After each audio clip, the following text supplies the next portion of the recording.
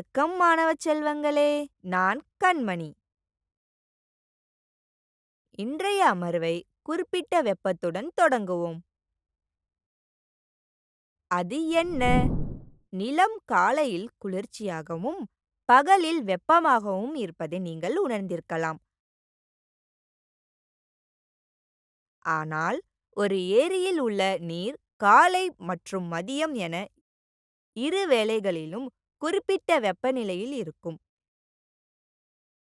இரண்டும் சூரியனில் இருந்து ஒரே அளவு வெப்ப ஆற்றலுக்கு உட்படுத்தப்படுகின்றன. ஆனால் அவை வித்தியாசமாக செயல்படுகின்றன. அது எப்படி சாத்தியம்? இந்த பகுதியில் நாம் கண்டுபிடிப்போம். அதற்கு முன் முந்தைய தலைப்பை பரிசீலனை செய்வோம். மறுபரிசீலனை. வெப்பம் என்பது ஆற்றலின் ஒரு வடிவம். போக்குவரத்தில் அதிக வெப்பநிலையில் உள்ள ஒரு உடலில் இருந்து குறைந்த வெப்பநிலையில் உள்ள உடலுக்கு பாய்கிறது. வெப்பத்தின் SI அலகு ஜூல் ஆகும். அதன் CGS அலகு கலோரி ஆகும். ஒரு கலோரி ஈடு 4.186 J. இரண்டு அல்லது அதற்கு மேற்பட்ட உடல்கள் வெவ்வேறு வெப்பநிலையில் இருக்கும்போது வெப்ப தொடர்பு கொண்டு வரப்படும்போது சூடான உடல்களால் இழக்கப்படும் நிகர வெப்பம் வெப்ப சமநிலையை அடையும் வரை குளிர் உடல்கள் பெறும் நிகர வெப்பத்திற்கு சமம். மூலக்கூறுகளின் சராசரி இயக்க ஆற்றல் முழுமையான வெப்பநிலைக்கு நேர் விகிதாசாரமாகும்.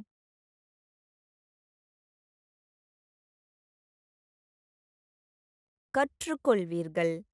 இந்த பாடத்தின் முடிவில் நாம் கற்றுக்கொள்ள முடியும். குறிப்பிட்ட வெப்பத்தின் வரையறை. குறிப்பிட்ட வெப்ப அலகு. வெப்பத்திறன். வெப்பத்திறன் பயன்பாடு. முக்கிய வார்த்தைகள். குறிப்பிட்ட வெப்பம். வெப்பத்திறன்.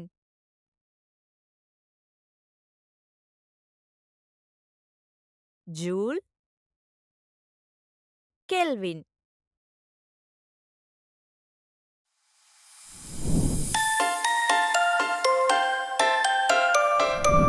குளத்து நீரின் வெப்பநிலையை உதாரணமாக எடுத்துக்கொள்வோம். காரணத்தை யூகிக்க முடியுமா? இரண்டும் வெவ்வேறு குணங்களை கொண்டிருப்பதே இதற்கு காரணம். பொதுவாக ஒரு உடலால் உறிஞ்சப்படும் அல்லது இழக்கப்படும் வெப்ப ஆற்றலின் அளவு 3 காரணிகளால் தீர்மானிக்கப்படுகிறது. உடல் நிறை. உடலின் வெப்பநிலை மாற்றம். உடலின் பொருளின் தன்மை. இதை பின்வரும் அவதானிப்புகளிலிருந்து நாம் புரிந்து கொள்ளலாம். லிட்டர் தண்ணீரின் வெப்பநிலையை உயர்த்த தேவைப்படும் வெப்பத்தின் அளவு 500 மில்லி தண்ணீரின் வெப்பநிலையை உயர்த்த தேவையான வெப்பத்தை விட அதிகமாக இருக்கும். Q என்பது உறிஞ்சப்படும் வெப்பத்தின் அளவு மற்றும் M என்பது உடலின் நிறை என்றால் Q∞M. அதாவது அதிக மின்னோட்டம் முடிவிலி நிறையம் 250 மில்லி நீரின் வெப்பநிலையை 100 டிகிரி செல்சியஸாக உயர்த்துவதற்கு தேவைப்படும் வெப்ப ஆற்றல் அதாவது Q அளவு வெப்பநிலையை 50 டிகிரி செல்சியஸாக உயர்த்துவதற்கு தேவையான வெப்ப ஆற்றலை விட அதிகமாகும்.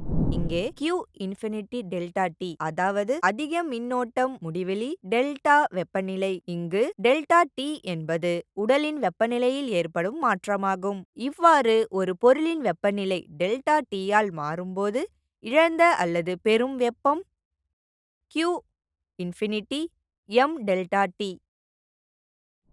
மேலே உள்ள சமன்பாடுகளில் இருந்து ஒரு அமைப்பின் முழுமையான வெப்பநிலை மற்றும் ஆற்றல் ஒருவருக்கொருவர் விகிதாசாரமாகும் இருக்கும். விகிதாசார மாறிலி என்பது பொருளின் குறிப்பிட்ட வெப்பத்திறன் S ஆகும். அதாவது S ஈடு Q அல்லது M டெல்டா T.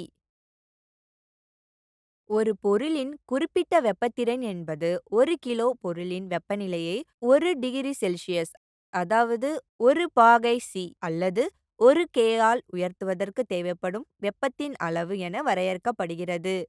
குறிப்பிட்ட வெப்பத்திறனின் எஸ்ஐ அலகு அதாவது அலகுகளின் அமைப்பு ஜேகேஜி-1 கே-1 ஆகும். குறிப்பிட்ட வெப்பத்திறனின் பொதுவாக பயன்படுத்தப்படும் அலகுகள் J/kg டிகிரி செல்சியஸ் ஆகும். வெவ்வேறு பொருட்களுக்கு குறிப்பிட்ட வெப்பம் ஏன் வேறுபட்டது? வெப்பநிலை உயர்வு என்பது பொருளின் தன்மையை பொறுத்தது என்று பார்த்தோம். எனவே ஒரு பொருளின் குறிப்பிட்ட வெப்பம் அதன் தன்மையை பொறுத்தது. குறிப்பிட்ட வெப்ப அதிகமாக இருந்தால் வழங்கப்பட்ட அதே அளவு வெப்பத்திற்கு வெப்பநிலையில் உயர்வு அதாவது வீழ்ச்சி விகிதம் குறைவாக இருக்கும். இது ஒரு பொருளின் வெப்பநிலையை மாற்றும் தயக்கம் அளவை பற்றிய ஒரு கருத்தை நமக்கு தருகிறது. உடலின் வெப்பநிலை உடலின் துகள்களின் சராசரி இயக்க ஆற்றலுக்கு நேரடியாக விகிதாசாரமாக இருப்பதை நாம் அறிவோம்.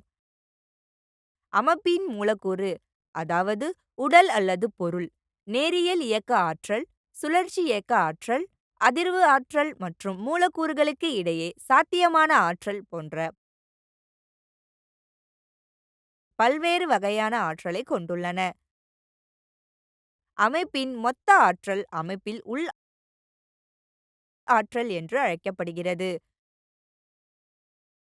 நாம் கணினிக்கு வெப்ப ஆற்றலை வழங்கும்போது அதற்கு கொடுக்கப்படும் வெப்ப ஆற்றல் பல்வேறு வகையான ஆற்றலுடன் மூலக்கூறுகளால் பகிர்ந்து கொள்ளப்படும். இந்த பகிர்வு பொருட்களுக்கு பொருள் மாறுபடும். வெப்ப ஆற்றலின் அதிகபட்ச பங்கு அதன் நேரியல் இயக்க ஆற்றலை அதிகரிக்க பயன்படுத்தப்பட்டால் ஒரு பொருளில் வெப்பநிலை உயர்வு அதிகமாக இருக்கும். அமைப்பின் வெப்ப ஆற்றலில் இந்த பகிர்வு வெப்பநிலையை பொறுத்து மாறுபடும். அதனால்தான் வெவ்வேறு பொருட்களுக்கு குறிப்பிட்ட வெப்பம் வேறுபட்டது. ஒரு பொருளின் குறிப்பிட்ட வெப்பம் நமக்கு தெரிந்தால் Q = m∞ என்ற சமன்பாட்டை பயன்படுத்தி ஒரு குறிப்பிட்ட நிரவுகளின் வெப்பநிலையை குறிப்பிட்ட அளவுகளில் உயர்த்துவதற்கு எவ்வளவு வெப்பம் அதாவது Q தேவை என்பதை நாம் தீர்மானிக்க முடியும். குறிப்பிட்ட வெப்பத்திறன் பயன்பாடுகள் குளிர்சாதன பெட்டியில் இருந்து வெளிவரும் முலாம்பழம் அதிக அளவு தண்ணீரை கொண்டிருப்பதால் மற்ற பழங்களை விட அதிக நேரம் குளிர்ச்சியை தக்க வைத்துக் கொள்ளும். அதாவது தண்ணீர் அதிக குறிப்பிட்ட வெப்பம் கொண்டது. சமோசா வெளியில் குளிர்ச்சியாக தோன்றும், ஆனால் நாம் அதை உண்ணும்போது அது சூடாக இருக்கிறது. ஏனெனில் சமோசாவின் உள்ளே இருக்கும் கரியில் அதிக குறிப்பிட்ட வெப்பம் கொண்ட பொருட்கள் உள்ளன. நினைவில் வைத்துக் கொள்ளுங்கள், ஒரு பொருளின் குறிப்பிட்ட வெப்பம் என்பது பொருளின் அலகு நிறைகளின் வெப்பநிலையை ஒரு அலகால் உயர்த்த தேவைப்படும் வெப்பத்தின் அளவு.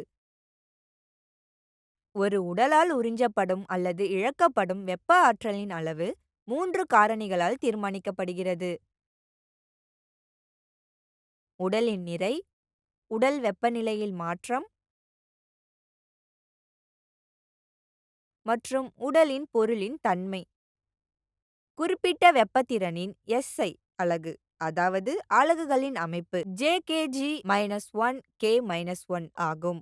அனைத்து பொருட்களிலும் தண்ணீருக்கு அதிக குறிப்பிட்ட வெப்பத்திறன் உள்ளது. வெப்பத்திறனின் எஸ்ஐ அலகு J/K ஆகும்.